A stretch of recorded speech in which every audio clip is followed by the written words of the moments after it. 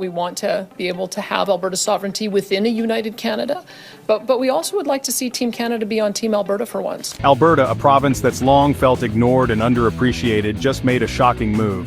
It's officially announced its intent to separate from Canada, with 37% of Albertans already supporting independence, and that number set to soar.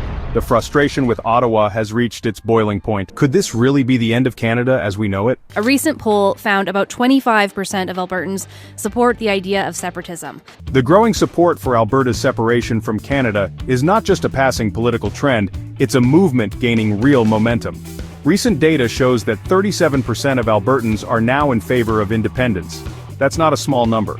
It's a clear sign that something significant is shifting in the province. More and more people are beginning to feel that the federal government, especially under the current Liberal leadership, has taken Alberta for granted for too long. Hundreds gathered on the steps of the Alberta legislature today for a rally calling for Alberta to separate from Canada. We wish to be in charge as Albertans of our own nation. One of the key driving forces behind this surge in support is the Alberta Prosperity Project.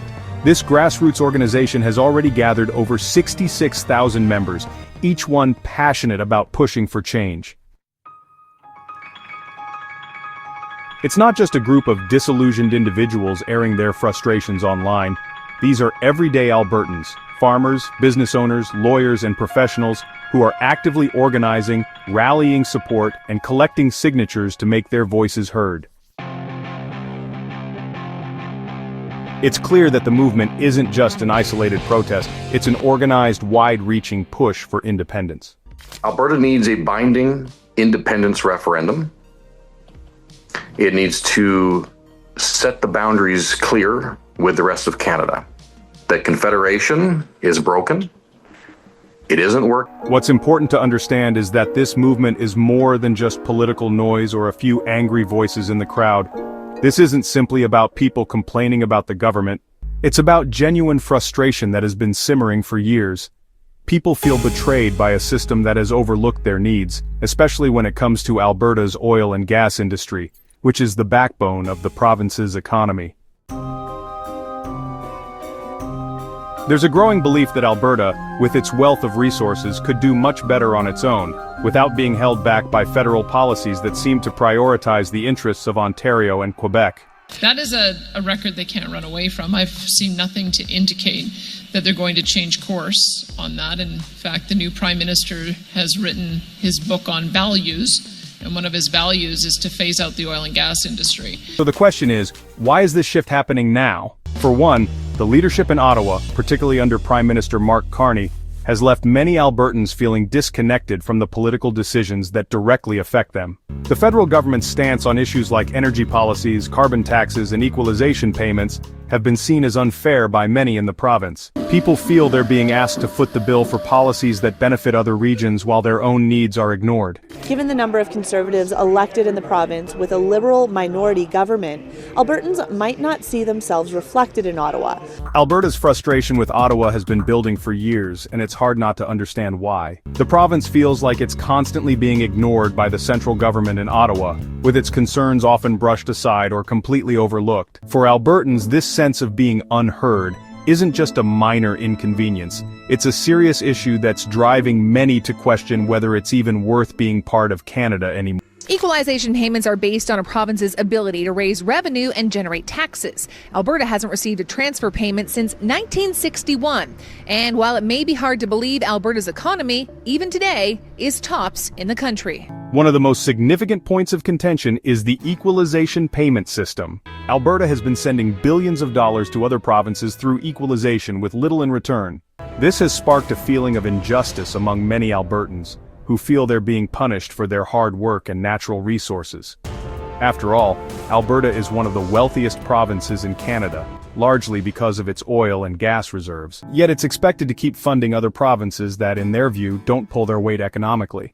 It's like being told to keep working hard and paying the bills while others get to spend the money without contributing as much. That's a tough pill to swallow, especially when the province feels it's being treated like a cash machine rather than a valued member of the Federation. Says she invites the Prime Minister to work with her government to reset the relationship between Ottawa and Alberta with meaningful action, adding the majority of Albertans are deeply frustrated the same government that attacked the provincial economy for the past 10 years has returned. What's even more frustrating is the feeling that Ottawa's decisions are being made with little regard for Alberta's unique needs and priorities. Most federal policies seem to cater to the interests of Ontario and Quebec, where the majority of Canada's population resides. This leaves Alberta feeling like an afterthought, a province whose concerns don't matter to the powers that be. When decisions are made with voters in Ontario and Quebec in mind, policies that work for central Canada are often forced onto Alberta, even when they don't make sense for the province's economy or way of life. What I have been asking for is an election right away. We need to make sure that whichever way this gets resolved, that we have somebody at the table for 4 years who can negotiate a renewed Canada-US free trade agreement. Mark Carney's rise to power as Canada's Prime Minister is a major turning point in the growing frustration in Alberta. What makes his appointment even more upsetting to many Albertans is that Carney wasn't willingly elected by the people. For many in Alberta, this feels like a slap in the face, like the central government has completely ignored the will of the people. When you combine that with the fact that Carney has no real political experience, it's easy to see why so many feel disconnected from the leadership that's now in charge. The frustration is even more intense because of who Carney is. He's a former banker, not a career politician with a deep understanding of Canadian issues or what drives the country's diverse provinces. For Alberta, a province rooted in hard work and the oil and gas industry, Carney's background is almost the complete opposite of what they value. He spent much of his career working at the Bank of Canada and the Bank of England, dealing with global finance and policy. His expertise is in international economics, not in understanding the daily struggles of a province that's built on oil rigs, farms, and blue-collar labor. What has really added fuel to the fire is Carney's push for what some people in Alberta see as a climate utopia agenda. For Carney, tackling climate change is at the top of the agenda, and that's fine, but it's not the reality that most Albertans are facing. The province is a global leader in oil and gas production, and for Carney to come in with policies that restrict Alberta's ability to fully utilize its resources is seen as a direct threat to the livelihoods of thousands of workers. To many in Alberta, Carney's climate policies feel more like an international political statement than a practical approach to running a country that includes a province so dependent on oil. So I don't think it does Alberta any good if we end up seeing massive increases to industrial carbon taxes. It's been quoted many times saying he thinks that the carbon tax is too low. This contrast between Alberta's hardworking oil industry and Carney's polished international banker image is stark. Alberta's economy has been built on energy, natural resources, and hard physical labor. It's a place where people pride themselves on getting their hands dirty to build something tangible. Carney, on the other hand, has spent his life navigating the world of global finance, attending climate summits, and making decisions that impact people far removed from the oil fields and ranches of Alberta. That disconnect has only fueled the belief that Carney's leadership is out of touch with the needs and values of Albertans. So, what are your thoughts on this? Let us know in the comments below.